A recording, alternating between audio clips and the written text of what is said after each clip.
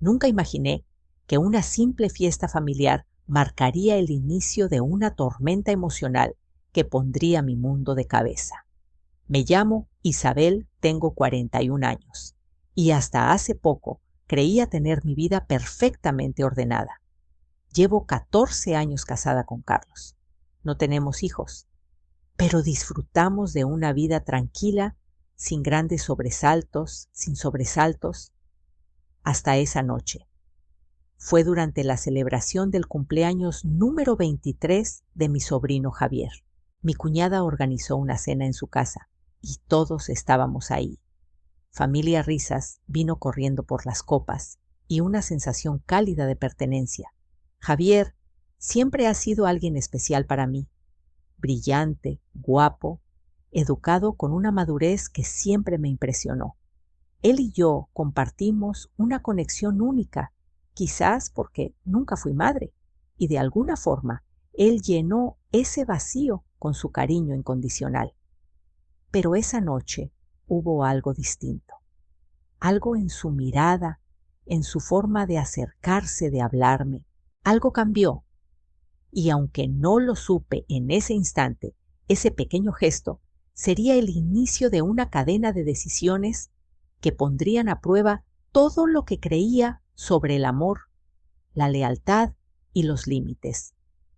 ¿Fue acaso esa mirada la primera grieta en la pared que sostenía mi vida? Cuando regresábamos a casa, aún con el sabor del vino en los labios y el eco de las risas en los oídos, sentía una extraña inquietud, que no podía explicarme del todo. Carlos iba medio dormido en el asiento trasero, murmurando palabras sueltas entre ronquidos. Javier conducía en silencio atento, con el ceño levemente fruncido, como si también tuviera algo en la mente. Yo iba a su lado, y por momentos lo observaba de reojo, notando la firmeza en sus manos al volante, lo sereno de su respiración, la forma en que de vez en cuando me lanzaba una mirada fugaz pero cargada de significado. Conversamos sobre su carrera, sus planes, sus sueños. Él hablaba con entusiasmo, pero había algo más debajo de sus palabras, una capa invisible que envolvía todo. Cuando llegamos a casa entre los dos, ayudamos a Carlos a entrar y llevarlo a la cama. Javier me seguía en silencio con esa actitud respetuosa que siempre lo caracterizó, pero también con una tensión sutil en sus gestos. Al dejar a Carlos dormido, me volví para agradecerle. Y fue en ese momento cuando nuestras miradas se encontraron por unos segundos que se sintieron eternos, que algo se rompió en mí. Algo pequeño pero real. Una especie de electricidad flotaba entre nosotros. Caminamos juntos a la cocina, sin decir una palabra, como si ambos supiéramos que algo estaba a punto de suceder. Yo tomé un vaso de agua y él se quedó de pie, mirándome fijamente con una mezcla de ternura y angustia en los ojos. Suspiró profundamente y con voz baja me dijo: «Tía, necesito hablar contigo de algo importante». Sentí un escalofrío en la espalda. Mi cuerpo se tensó como si presintiera que lo que estaba por escuchar cambiaría todo. Le respondí con suavidad que podía decirme lo que fuera. Javier bajó la mirada nervioso y se pasó la mano por el cabello, un gesto que le conocía desde que era niño. No sé cómo explicarlo, pero no puedo seguir guardándomelo, murmuró. Mi corazón comenzó a latir con fuerza, más por la incertidumbre que por miedo. En ese instante, la imagen de la fiesta, de sus miradas, de ese momento frente a la cama de Carlos, todo se agolpó en mi mente, como piezas de un rompecabezas que apenas empezaba a tomar forma. Lo observé esperando que continuara, pero él guardó silencio como si necesitara un último impulso para atreverse a hablar. La tensión en la habitación era tan espesa que podía sentirse. Y entonces, alzando por fin la vista, me miró directamente a los ojos y dijo con una voz apenas audible: «Lo que siento por ti no es normal. No puedo seguir fingiendo». En ese instante, Sentí que el piso bajo mis pies temblaba ligeramente. Mis pensamientos se dispersaron y mis emociones comenzaron a desbordarse. No podía creer lo que acababa de escuchar. ¿Qué estaba diciendo? ¿Era real lo que había oído y qué iba a responder yo? Me quedé inmóvil. Por un instante pensé que había escuchado mal, que tal vez el cansancio o el vino me estaban jugando una mala pasada.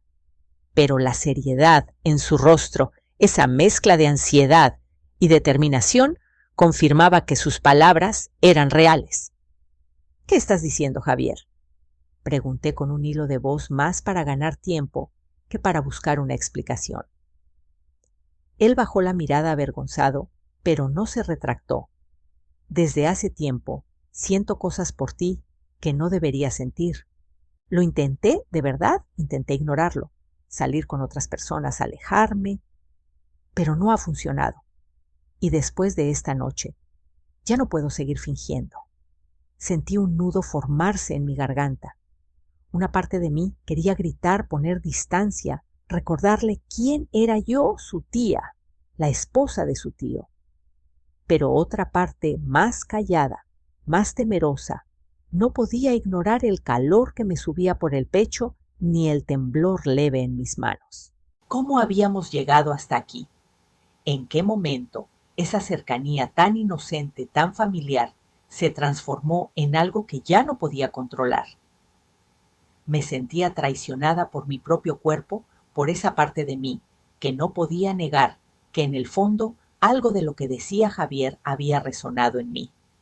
«Esto no puede ser, Javier», dije finalmente, intentando sonar firme. «Tú y yo...» «No es correcto». Él dio un paso hacia mí lentamente, con una suavidad que me desarmó. «No te pido nada, tía. Solo necesitaba que lo supieras. Llevo meses callando esto, y cada vez que te veo, siento que me estoy ahogando». Sus palabras tan sinceras, tan crudas, me golpearon como un viento fuerte en medio del pecho. Me llevé una mano al rostro, intentando ordenar mis pensamientos, pero era inútil. Todo giraba. Mis principios, mis afectos, mi historia. Recordé cuando Javier era niño y se quedaba dormido en mis piernas mientras veíamos películas. Recordé sus cumpleaños, sus dibujos torpes que me regalaba de niña, sus abrazos espontáneos. ¿Cómo es que ahora estábamos parados frente a frente él, con esa mirada intensa, yo con este torbellino por dentro? «No puedo», susurré. «Esto destruiría todo». Pero en lugar de alejarse, él simplemente bajó la cabeza y dijo: «Lo entiendo. Solo necesitaba liberarme de este peso». Y en ese momento me sentí peor, porque lejos de enojarme o sentir repulsión, lo que experimenté fue una profunda ternura, una compasión que se parecía demasiado al afecto, o a algo más. Dimos unos pasos atrás, cada uno hacia un rincón opuesto de la cocina. El silencio se hizo denso. Pero entonces, justo cuando creía que todo quedaría ahí, Javier levantó la mirada una vez más y con una voz más baja aún dijo: «A veces pienso que tú también lo has sentido». Y fue como si el aire me faltara de golpe. Me quedé sin palabras.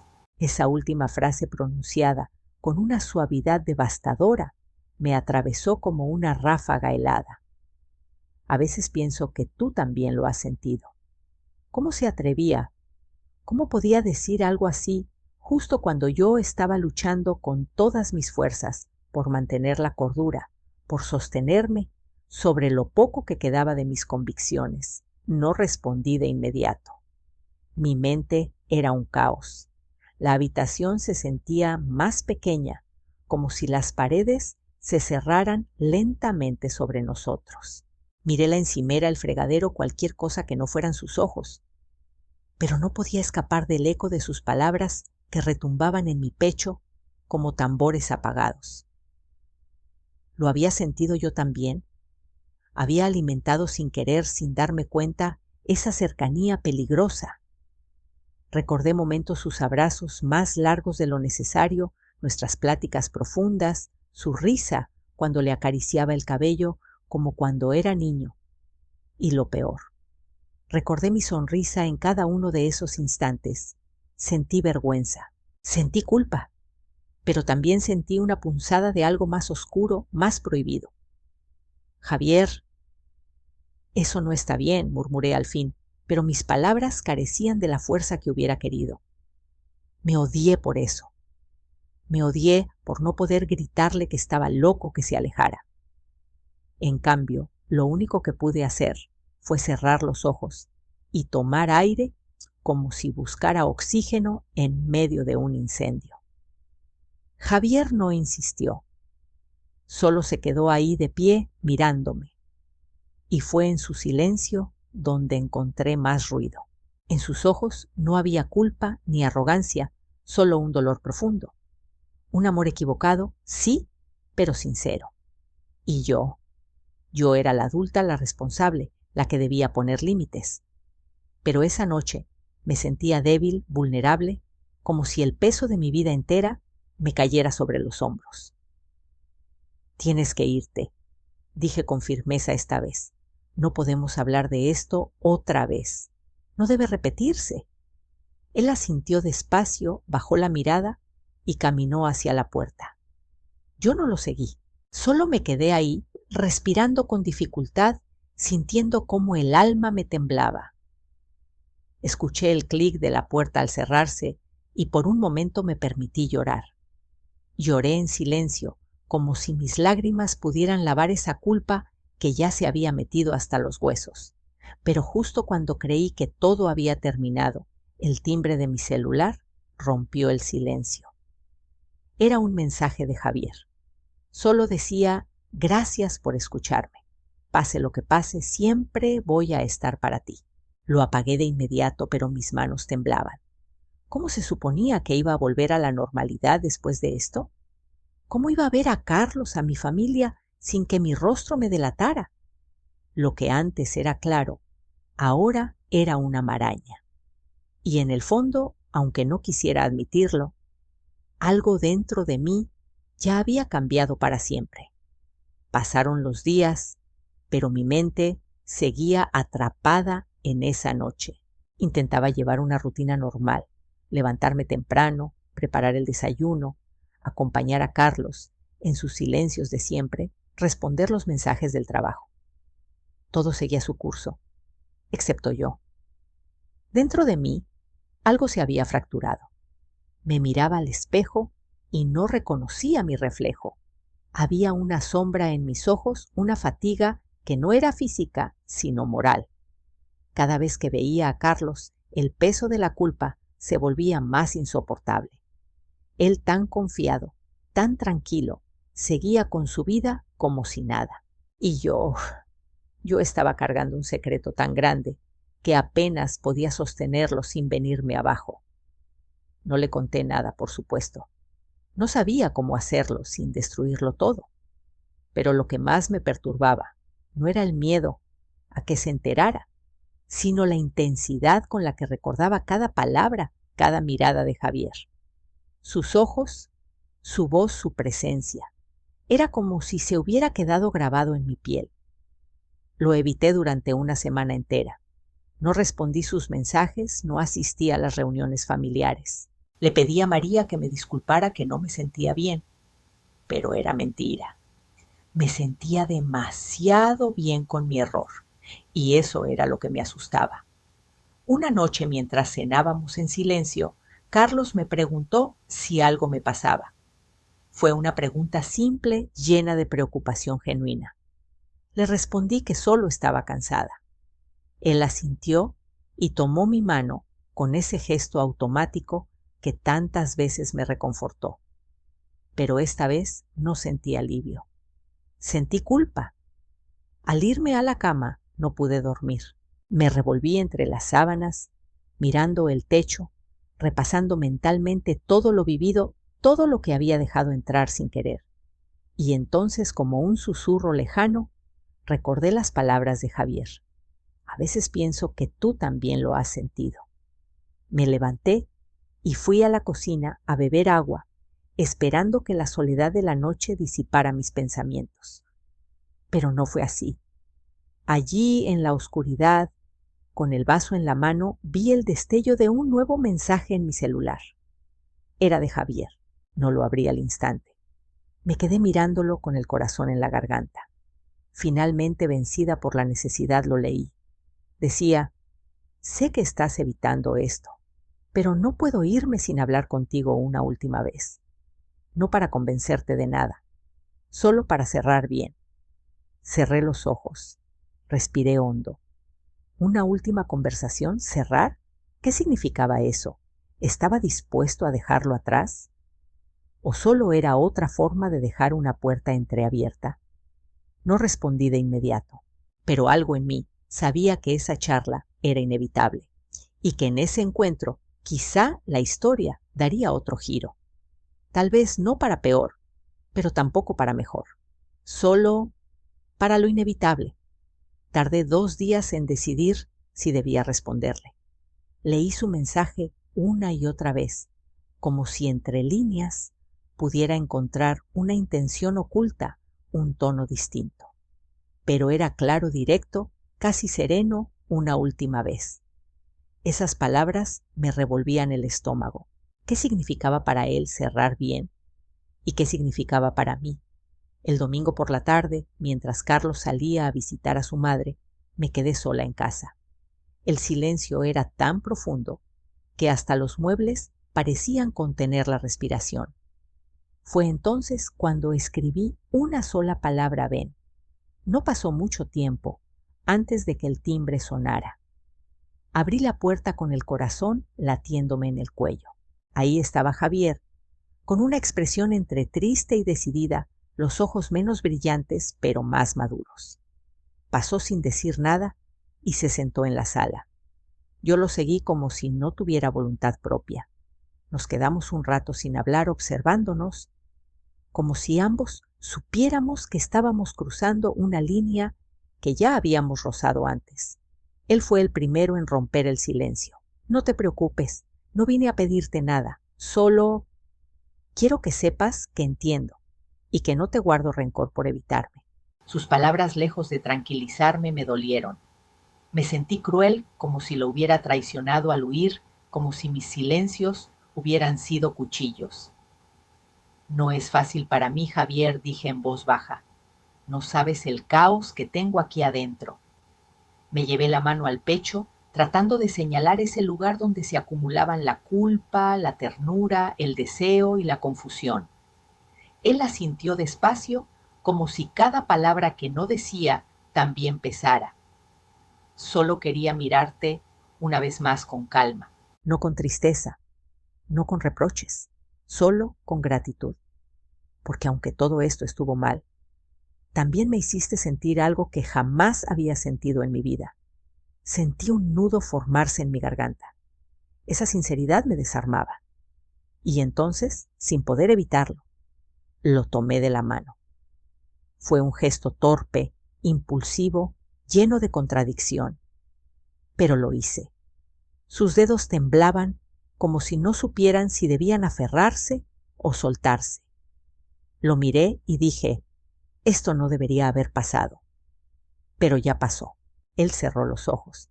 Se mantuvo así unos segundos, como si memorizara el momento, y luego con voz apenas audible murmuró: dime que ya no sientes nada, solo eso, y me voy.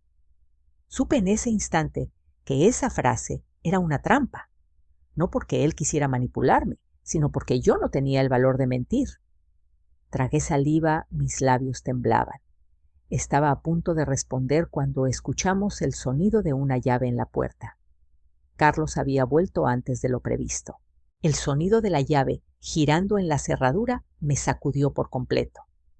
Fue como si la realidad irrumpiera de golpe en una escena que no debía existir. Solté la mano de Javier tan rápido que sentí un cosquilleo en los dedos, una especie de quemadura emocional. Él se incorporó de inmediato con la espalda tensa y el rostro desencajado. Yo me levanté también sin saber qué hacer primero. Carlos entró a casa con paso tranquilo, cargando una pequeña bolsa con pan dulce y leche. Su mirada pasó de Javier a mí en un segundo fugaz. ¿Todo bien?, preguntó con una sonrisa tranquila, la misma de siempre. Yo asentí con una rapidez torpe. Sí, Javier, solo venía de paso a saludar. Mi voz sonó forzada, hueca, como si la hubiera ensayado. Javier, por su parte, logró componer una expresión amable. Solo vine a agradecerle a mi tía por unos consejos que me dio el otro día. Ya me iba. Carlos dejó la bolsa en la cocina y se acercó para darle una palmada en el hombro. «Qué bueno verte, muchacho. Ya hace falta una carne asada con toda la familia, ¿no, Javier?». Asintió, pero sus ojos ya no me miraban. Ya no. Me sentí vacía, como si hubiera perdido algo sin saber exactamente qué era. Javier se despidió rápido, con una sonrisa que parecía más una disculpa que un gesto sincero. Al cerrar la puerta tras de él, sentí que mi respiración se detenía por un momento. Carlos, sin sospechar nada, puso música suave y comenzó a servirse un café como si todo fuera normal, pero dentro de mí nada lo era. Me refugié en el baño con la excusa de una jaqueca y me miré en el espejo. Mis ojos estaban enrojecidos no por el llanto, sino por la represión de todo lo que no dije. Me sentí ridícula, cobarde, sucia. ¿Cómo había permitido que todo llegara a este punto? ¿Qué parte de mí deseaba una conexión que sabía prohibida? Y peor aún, ¿por qué? En lugar de sentirme aliviada por la interrupción, sentía una punzada de pérdida por no haber terminado aquella frase pendiente con Javier. «Dime que ya no sientes nada», había dicho él. Y yo no respondí. Esa ausencia de respuesta era en sí misma una verdad.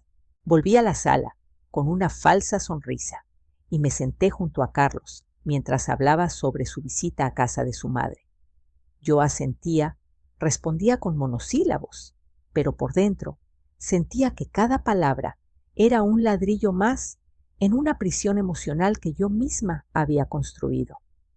Entonces, como si mi corazón buscara castigo o redención, abrí el celular bajo la mesa. Un nuevo mensaje de Javier aparecía en la pantalla.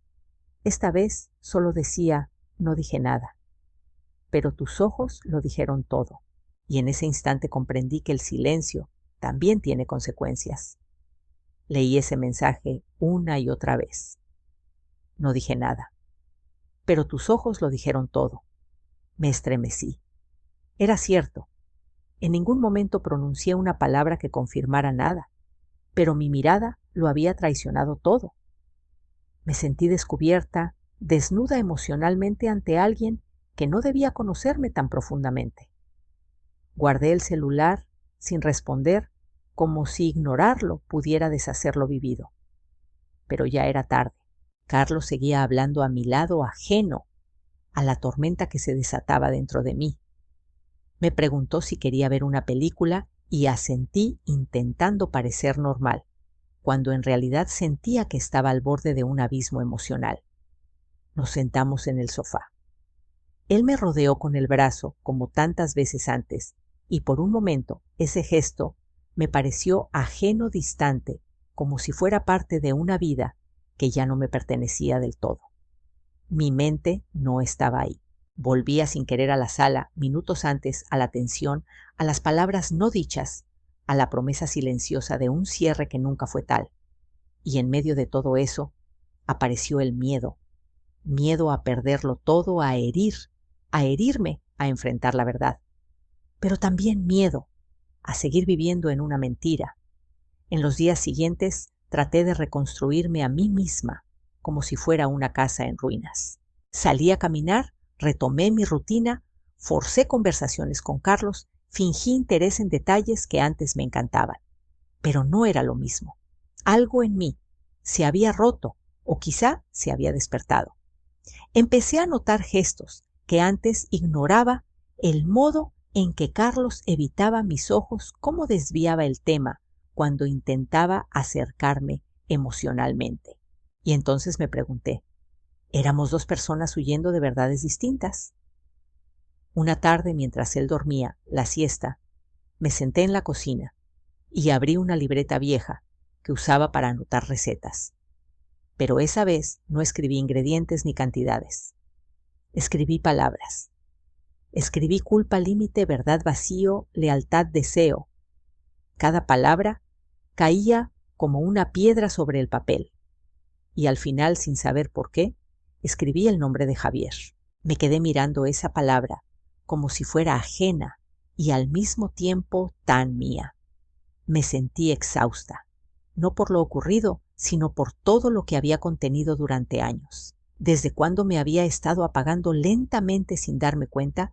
¿Desde cuándo necesitaba que alguien me mirara como si aún tuviera algo que ofrecer al mundo más allá de lo cotidiano?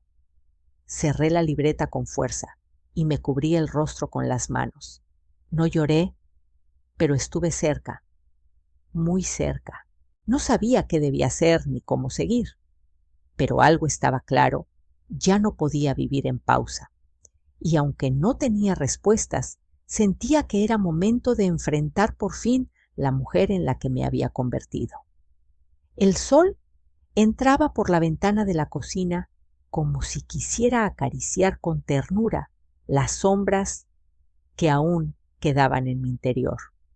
Habían pasado semanas desde aquella tarde, y aunque el recuerdo de Javier seguía vivo en algún rincón de mi alma, ya no dolía de la misma manera, no porque lo hubiera olvidado, sino porque había comenzado a perdonarme. No hablé, no confesé, pero tampoco volví a mentirme. Empecé a ser honesta conmigo, con lo que sentía, con lo que me faltaba. Miré a Carlos una mañana, mientras él leía el periódico con su café, y comprendí que nuestra historia merecía algo más que silencios cómodos. No le hablé de Javier, pero sí de mí, de lo que necesitaba, de lo que temía, de lo que había dejado de ser. Y por primera vez, él me escuchó sin interrumpir. Aquel diálogo no salvó nuestro matrimonio, pero salvó algo más importante, mi dignidad. A veces la traición no es besar a alguien que no debes, sino olvidarte de quién eres. La verdadera lealtad empieza cuando te atreves a mirarte de frente y decides reconstruirte no desde la culpa, sino desde el valor de volver a empezar.